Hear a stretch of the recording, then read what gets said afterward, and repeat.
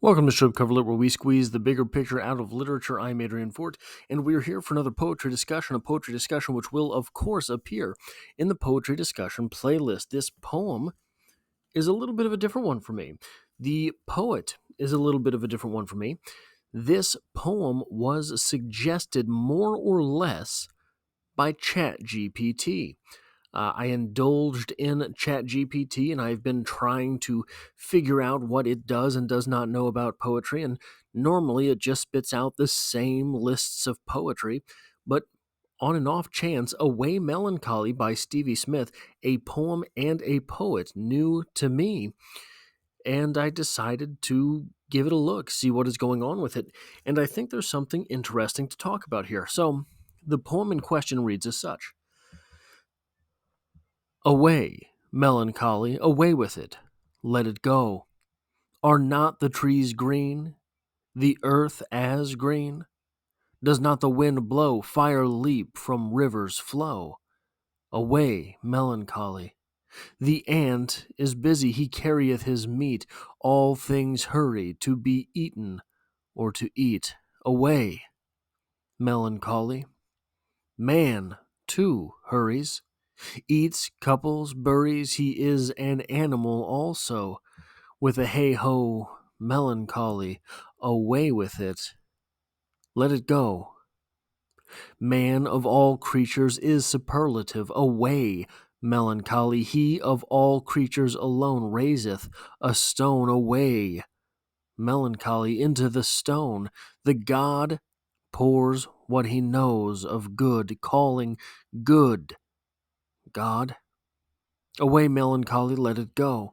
Speak not to me of tears, tyranny, pox, wars, saying, can God, stone of man's thoughts, be good? Say rather, it is enough that the stuffed stone of man's good, growing by man's called God, away, melancholy, let it go.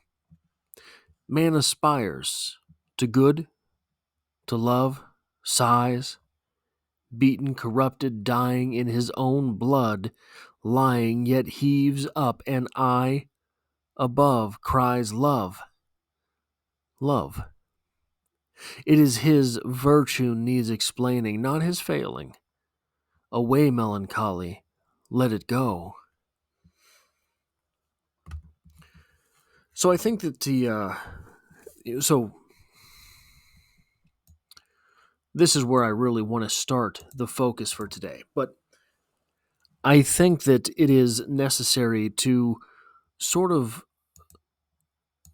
really take notice of the level of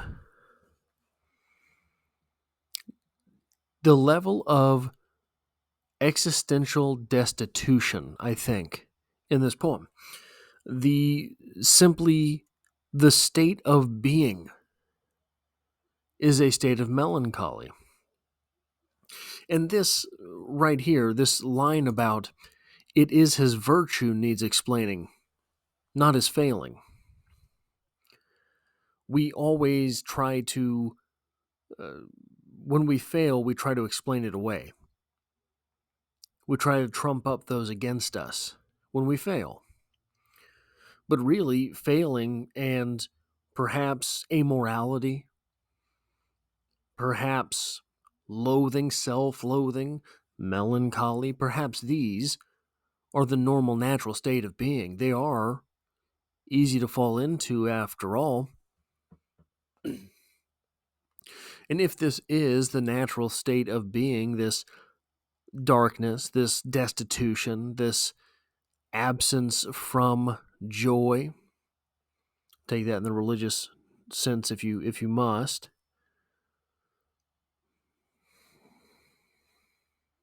If that is the natural state, then it is something like this, something like poetry, that requires explanation. It is the anti-entropic nature of those things which we really consider to be human that require explanation. Poetry, very human. That's the part that requires explanation, not melancholy, not depression. Those don't require explanation. We know about those. Those might be the factory settings. Literature, that's what requires explanation. Economy, that's what requires explanation. Though we do have the meat of the matter here, pun intended. The ant is busy, he carrieth his meat. The ant builds colonies. The ant builds little abodes.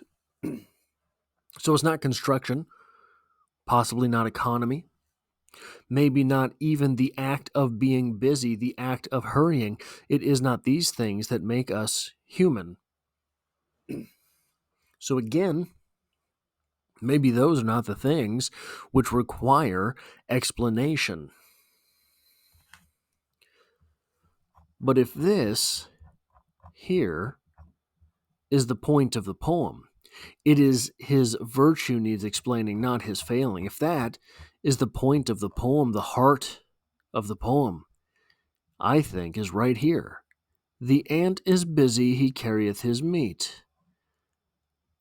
Man, too, hurries. Why do I say that?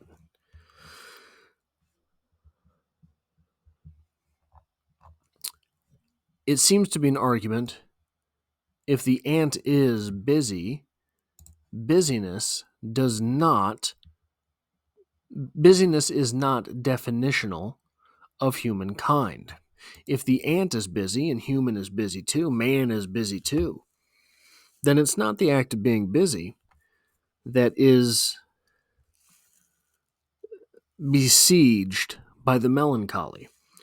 Perhaps it is the act of being busy that is a defense against the melancholy. I look like Alf. My hair, it's not going anywhere that it's supposed to.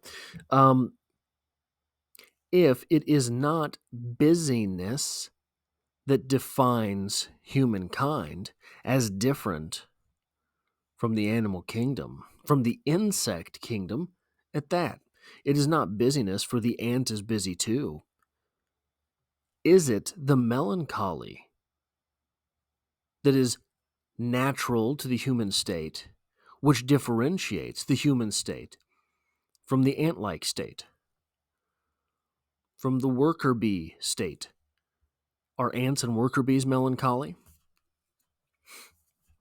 Are lions melancholy? Giraffes? Elephants?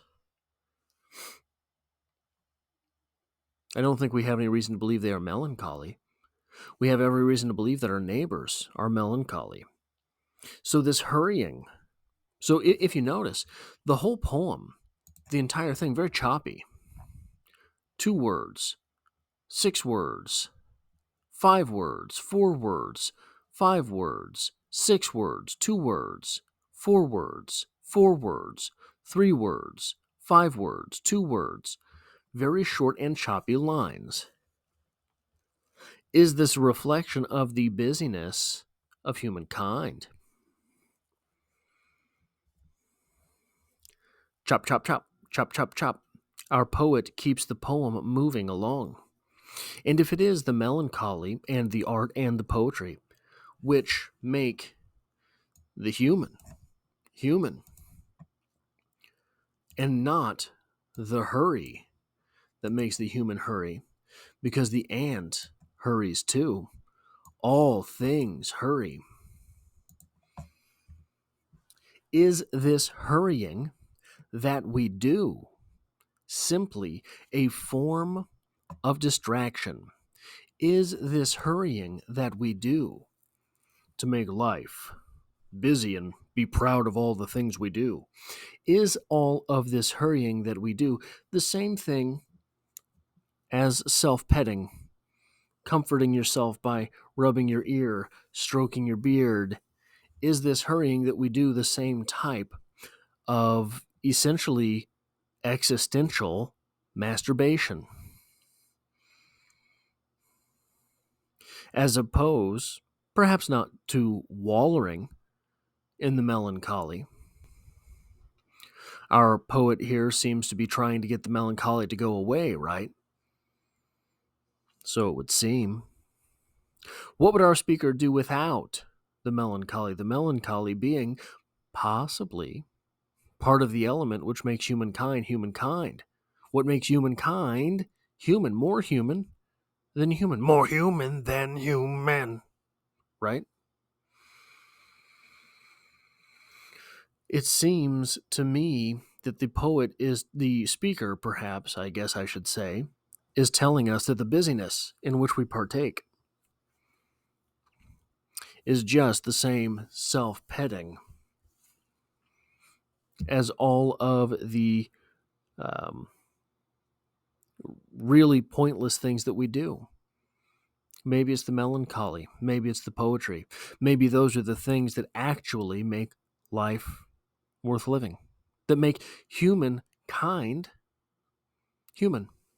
That's all I have for this poetry discussion. If you like or appreciate what it is that I do on the channel, hitting the like button really does help me out, as it tells YouTube to share this video with other literature lovers. And if you find yourself here by chance but not design, consider hitting the subscribe button in order to stick around for more. There's poetry on the channel every Monday, and there are multiple videos going up every week about literature. I'm currently reading through Sylvia Plath's entire poetry. Currently going through all of Ernest Hemingway's short stories. Just finished up Dubliners by James Joyce with a short story by short story review. So if these are the things that interest you, consider hitting the subscribe button to stick around for more.